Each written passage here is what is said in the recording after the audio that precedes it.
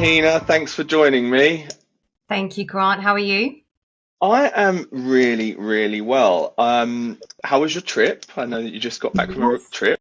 It was amazing. I haven't been back to India for absolutely ages. So it was definitely nice to connect back with my heritage and see a lot of family that I haven't seen in a very long time. So yeah, it was great. Thank you.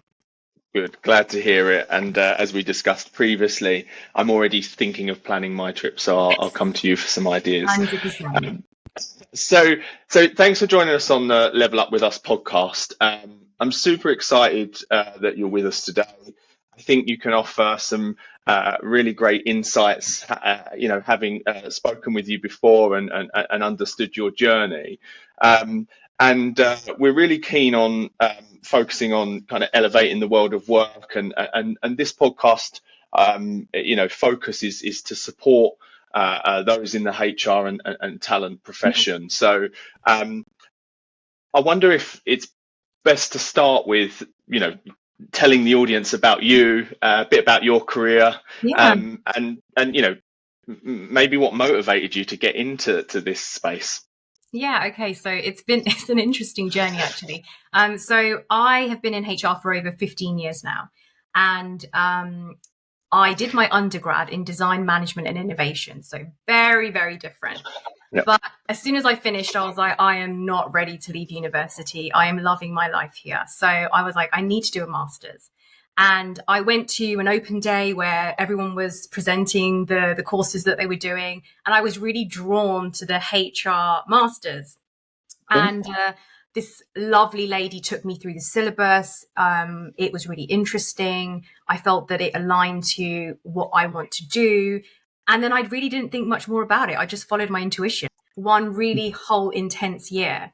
And I then came out of that, and it was 2008, and there was the recession. So trying to get a job was a nightmare. But I walked into a deco looking for a job, and they offered me a job to work as a recruitment consultant. So I started to train up doing that. And I was like, well, hey, this is a segment of HR and still doing something that's related to it. And I really enjoyed my time there, but I was so hungry to go into a more generalist type of role because I'd learned so much in my course. I was like, I want to explore the different elements. And then I found a job within the media industry as a HR assistant, and I worked myself up there to become a HR advisor. Then I moved into private aviation. And again, I moved up the levels there to then a head of HR. And then I went into tech, and then I've kind of moved myself up again to the CHRO role. So that's sort of my journey there. Yeah. But I would say that there was never a point where I didn't think that I didn't want to do HR anymore. I was always very much like, yes, this is where I want to be. I can see the value I'm adding. So yeah, that's pretty much my sort of journey in HR. I think it's super interesting and super relevant because we're going to dive into the kind of linking talent and HR pieces later. So it's really great to hear you kind of wore both hats. You sat on the recruitment side, you then moved into HR assistant side, and then plus the learning. And I think that's super exciting. Yeah. What made you want to do the role of CHRO? I wanted to be able to influence at the highest level in the company. I knew I had a really strong voice and that I could transform things. And if you think about it, at board level, you do have a huge amount of influence. And the other side of it was, I want to understand the wider business. How do we operate?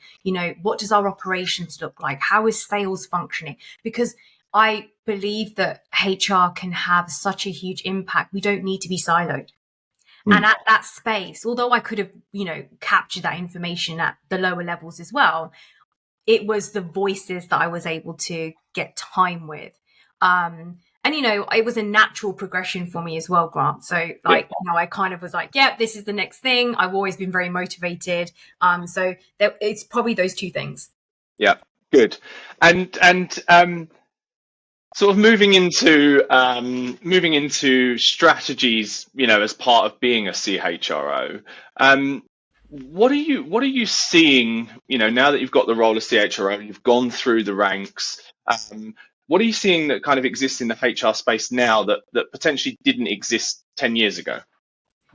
So I would say that in the early days, I felt like the HR role was just an admin function.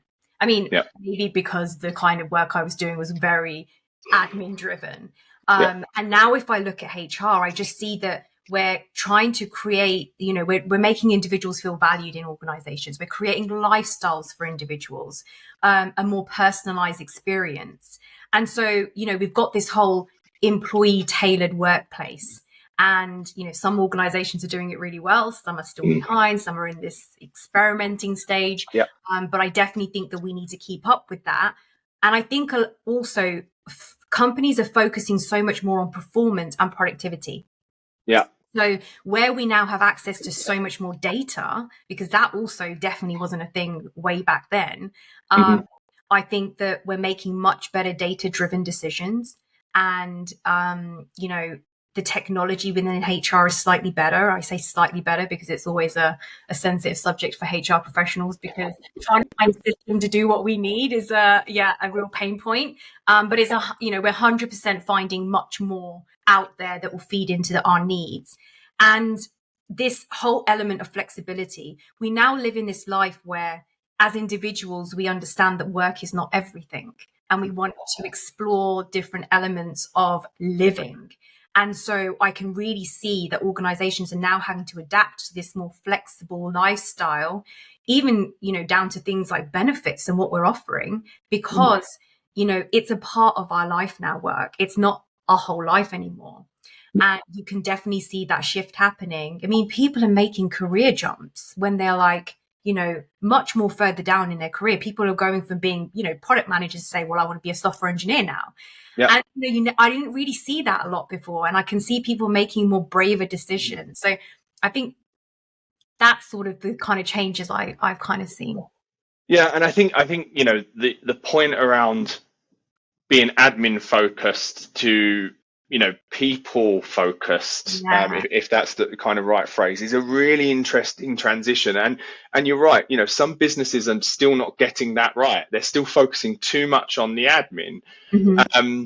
And what I think is quite interesting about that, where we are right now, is that a lot of the administrative tasks, I hear from some that you can actually pick a lot of that up with AI, right? Like, so we're seeing the emergence of AI, and it'd be remiss of us not to do a podcast and not talk about AI. So,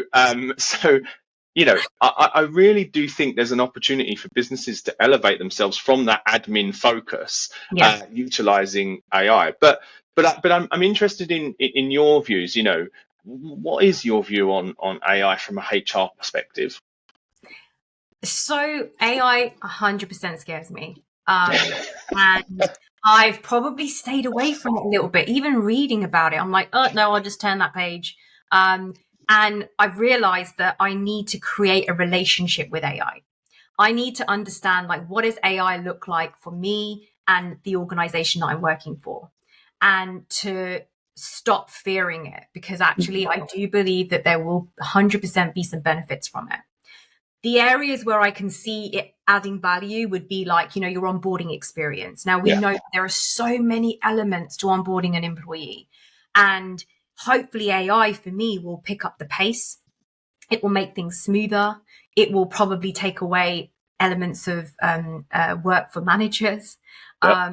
It might be more reliable. And so there's definitely some benefits in that journey that I can see that AI would be able to add value to.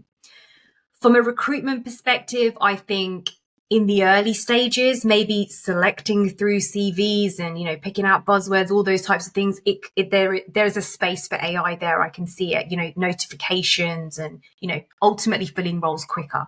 Yeah. Especially if you're in this growth stage of your organization where you're like, okay, I need another 60 heads, and how am I going to do this? And so I can see that AI could really plug in there. Ultimately, for me, AI is all about streamlining processes. And so, where we were speaking about this flexibility that we need, it's interesting for me. I always say that we need freedom within process. And for me, is AI going to give me that? I don't know. Is it going to be a bit more rigid? Whereas, I think that, the way in which we operate now at Smart Numbers is we definitely give freedom within process. There has to be an element of consistency, but how are we making that as flexible as possible?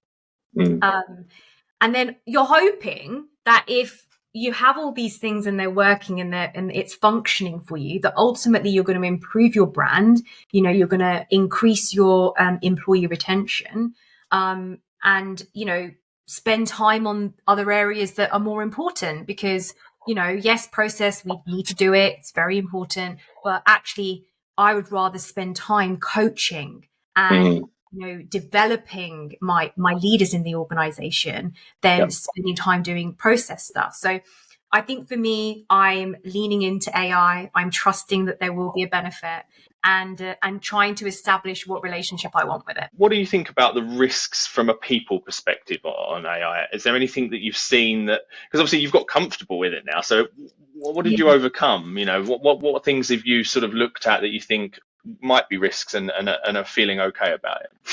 I think it's building that trust, isn't it? Because with another human, you take time, you build up trust. It's the same thing. You're having to build this relationship and this trust between, is the system creating what I need? And I think, to summarize what you're saying, the biggest risk for me is that you take the soul out of everything that you do. And so it feels robotic. It feels structured. It doesn't feel free. And that's what I'm saying, that, when I look at one of the things that I stand very strongly with is that we need freedom within process, but I'm not sure if AI can do that. I love that. I think it's really interesting that we've kind of come a long way. We need to take those learnings and we need to make sure that they are at the forefront of decision making when implementing AI systems, and that trust piece. It really matters. It really matters, not just from a operator's perspective, but also from a kind of a hearts and minds perspective in the business. Because one of the risks that I've seen,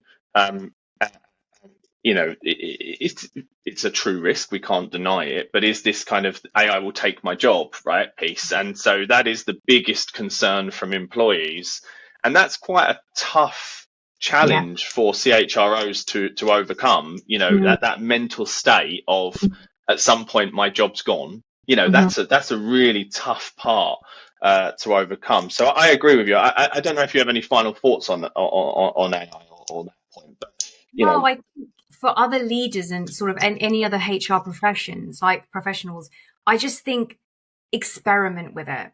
So, I went through that same state. I was like, don't want to touch it, not interested. And then when I was like, hey, Heena, you really need to just try, and if you don't, I would be scared that possibly you would be left behind. So you remember, the levels of AI in which you decide to have a relationship with is your choice based on the organization that you're in. But, definitely experiment them and see which ones work for you. For sure. I think that's great advice. So switching gears slightly, AI obviously is the topic for everyone at the moment. But another topic in the HR world is skills-based organizations and skills-based hiring. I'd be interested to get your thoughts on, is it a buzz? Is there a buzz around kind of skills-based organizations? Is it truly something that we should be aspiring to as organizations? So my view is that for companies to succeed, you need a variety of things. You need culture, ambition, learning agility, alignment. You need all of these things. And so whilst defining the role, having that clear job description, ensuring that, we're focusing on development, it's all really important. But we also have to trust that, people will learn skills on an ongoing basis too. But I think what we need is just a bit more of a holistic view of skills. So I think there's a bit of hype in there, to answer your question directly. But I see, skills for me, it's a very important role in an organization, but it cannot be the only thing that we focus on. There has to be a variety of things. So if I, take it into the organization that I work with, and, how do we manage that? We use a really intelligent model called situational leadership. Mm-hmm. And so what it does is it identifies your development level in a different type of task or a different situation. And it allows you to match your leadership style with it. So if someone is at the lower end and they're a D1, your leadership style may be that you need to be quite delegating. You need to be assertive. You need to be telling them exactly what to do. And as you work up the different D levels, you're kind of being like, okay, well, now I need to coach, now I need to support, and now I can delegate. Mm-hmm. But what we do very often is we see a high performer and we're like, well, we can just delegate everything to them. And we don't identify actually where are they slightly further down the D levels and what support do we need to give them then? And how can we keep them engaged? Because someone who's a high performer can very, very quickly become disengaged as well. Yep. And so there's this whole element of identifying this model, and we feed it into our skills matrix and our appraisal system.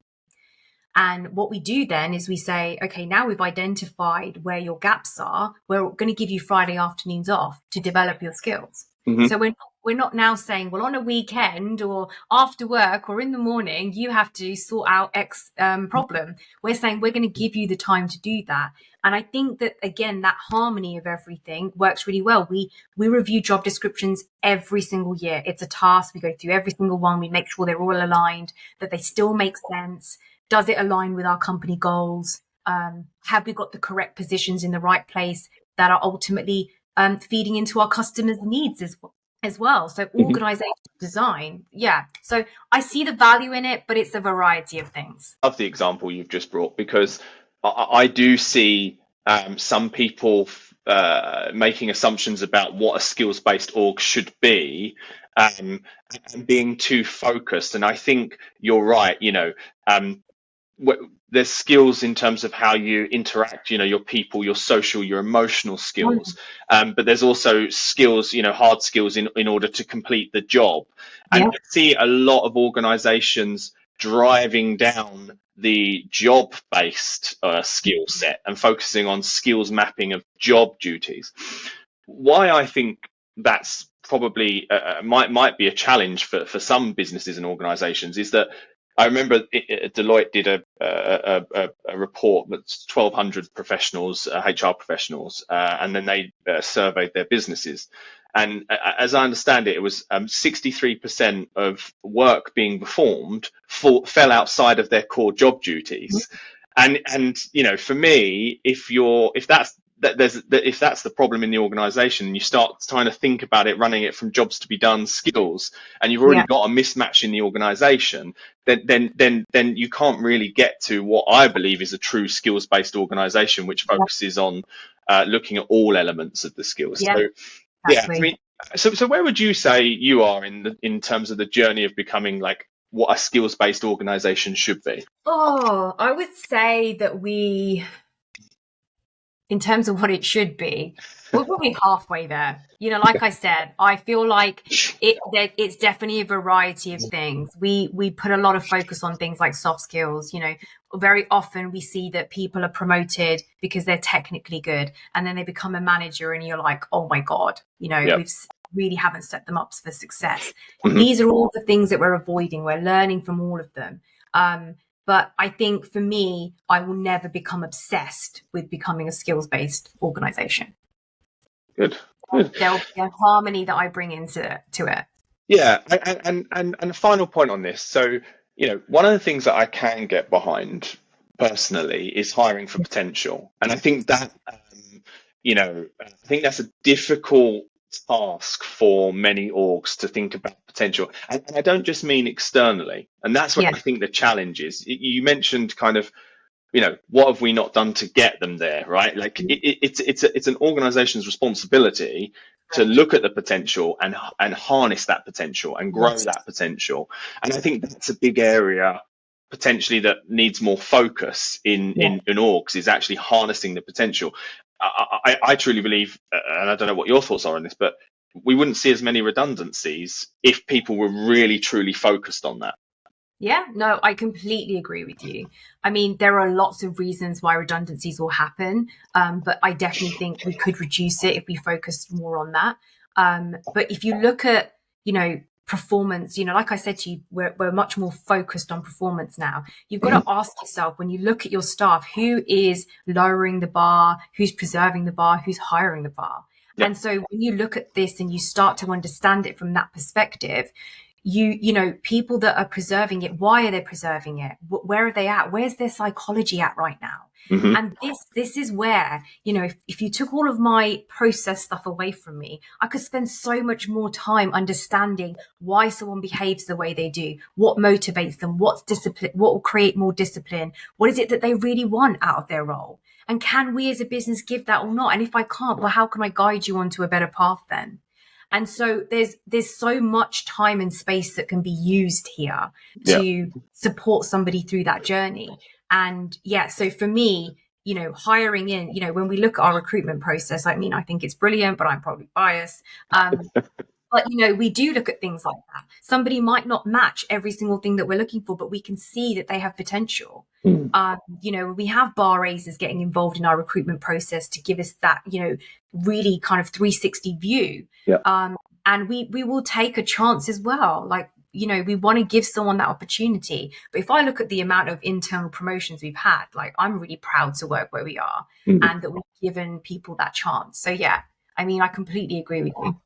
Well, I'm always delighted. I think I kind of gravitate to people who have a look on their orgs, right? Because I think, whilst I've spent all of my career in the recruitment space, which you would think that, encouraging them to internally promote and potential might negate the need for me. But I think morally, it's just the right thing to do. Yeah.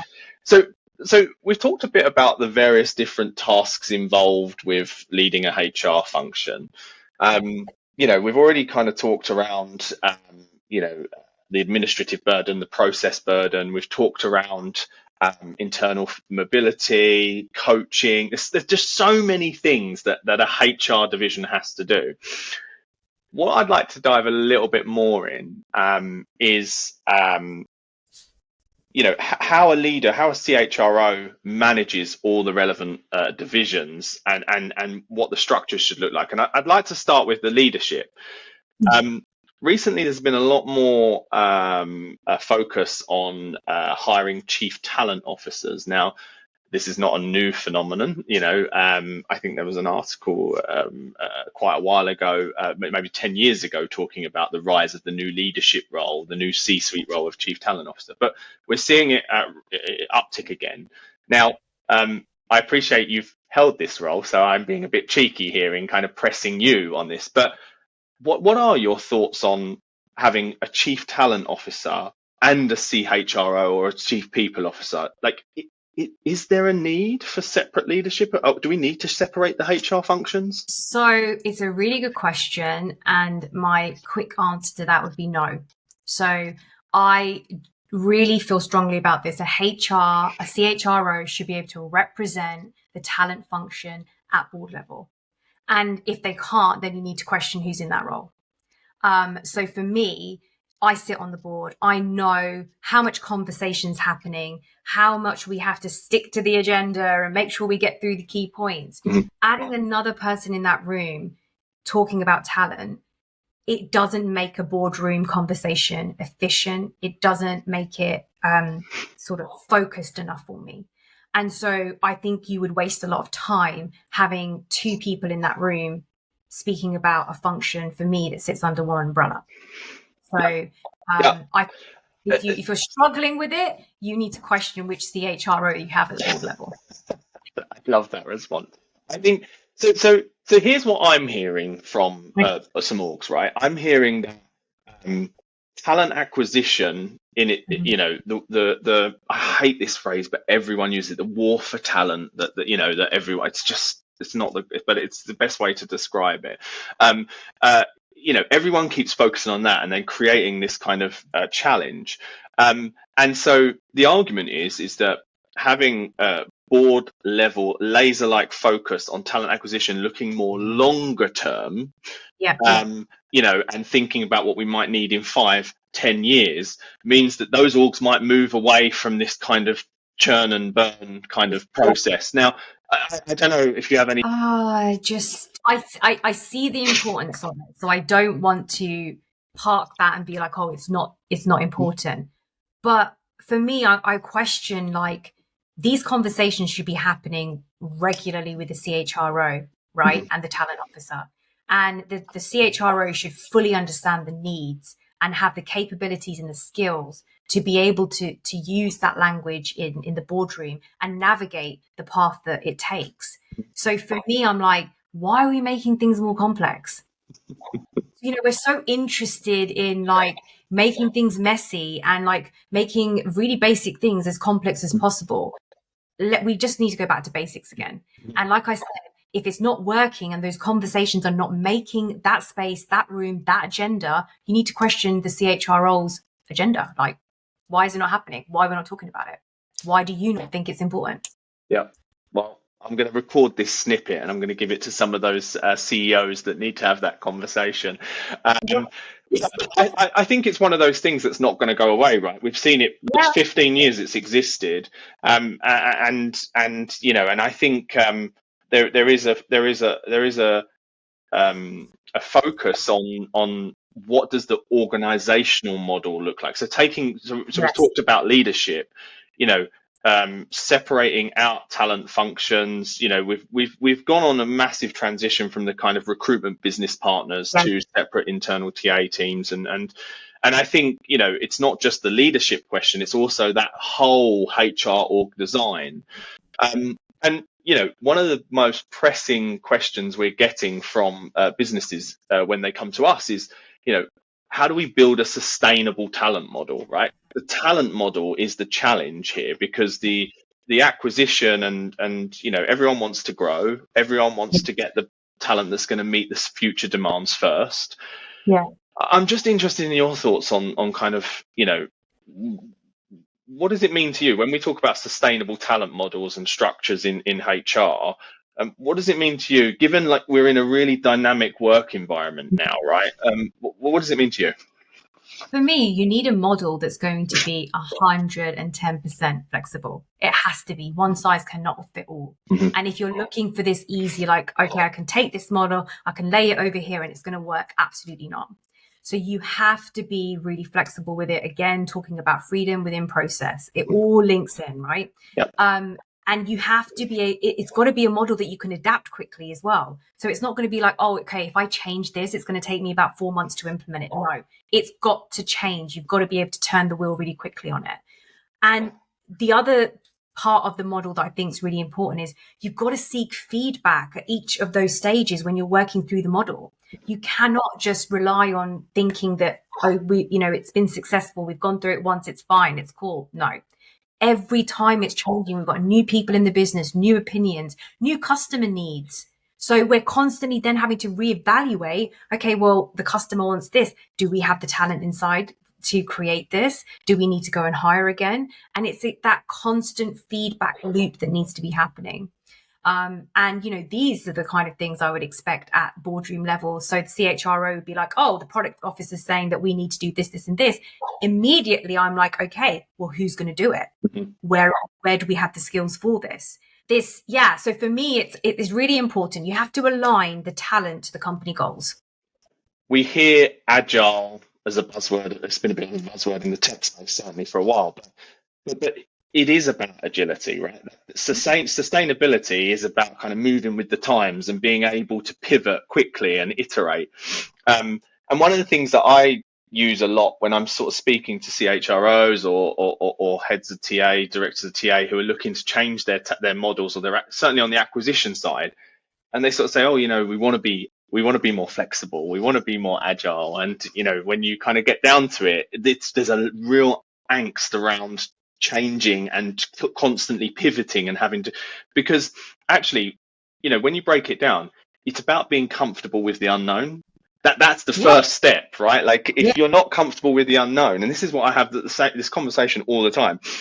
We as a business are comfortable with the unknown. We just throw ourselves at it, right? And there are learnings and experiences that we've acquired across implementing multiple projects across multiple orgs from 100,000 down to 200, but none of them repeat. None of them are exactly the same. And you've got to get comfortable with the unknown now. I think even more so since COVID and the hybrid, getting comfortable with the unknown first, getting in that mindset, it's got to be the first step.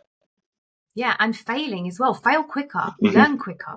Yeah. And, you know, making sure you have a very strong HR team to help you deliver the agenda that you want. You know, is our talent process feeding into our core values as a business? What KPIs are we setting to measure what we believe success looks like? Are we reevaluating that every time a change happens through that process? So talking about the role in HR, I'd love to understand a bit more from you about, you know, now that you've done this role, you know, you've done you're in the CHRO, you've done a few other roles, you've kind of worked through different roles. What advice do you wish someone would have told you when you were sort of first starting in HR, now that you've kind of had the time in multiple roles? What would you hope that someone would have told you? Or what would you give to someone coming into the career? Yeah, I would probably say take enough time in each role. So do not feel like you need to rush through. Tomorrow I need to be an advisor. Now I need to be a manager. Take enough time in each role, because if you do not value that role that you're in, when you then reach the CHRO position, you will not respect that function and you definitely won't know how to manage it. So I am very grateful that in each post that I was in, I spent enough time in it. And I really think that that's allowed me to be able to manage HR teams much more efficiently and have a level of like understanding and respect for the stuff that they do as well. I come from a creative background, and I would say, don't be afraid to make HR creative. So many people think, oh, it's not a creative role. It absolutely is. We're working with people, right? And so definitely bring your creative flair into what you're doing. Be bold and confident, know your stuff. Make sure your employment lawyers are your best friends.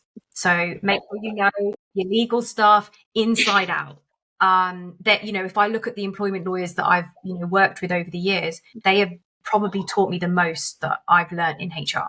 And then the more, I would probably say for me, the more important ones is about, you've got to raise your self-awareness. You have to understand who you are as a person. You have to understand behaviors. You have to understand the psychology of people. So it doesn't surprise me that so many people that study psychology go into HR. It's actually quite a really nice combination. And, you know, how somebody is built, what triggers them, why do they not respond in a certain way? All of these things are so important. But if you cannot bring your own self-awareness to the table, you will struggle to even start that journey with anyone else. So for me, that is really important, spending time understanding who you are. And then lastly, we all know that HR can be a really, really stressful job. So what tools are you using when you find yourself in that space?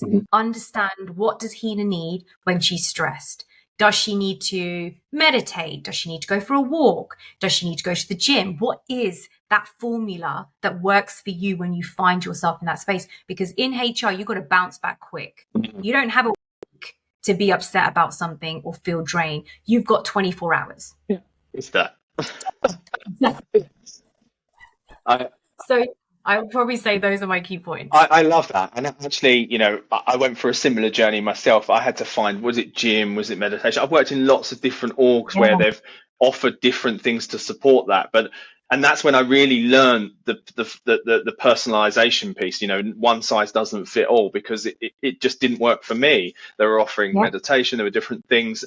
And, you know, and thankfully now I know when I'm hitting that brick wall, or when I'm hitting a block, or I know what it is. And weirdly, it's just listening to, you know, music with no words. I mean, that is the funniest thing that I've done.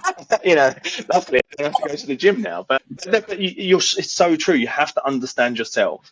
One of the really interesting points, just before we go to our final part, is I remember an interview question I had, and talking to about kind of going through and working in each role and understanding that role, like understanding the cycle, not just doing it, understanding the process, moving on, but understand the cycle, the seasonality.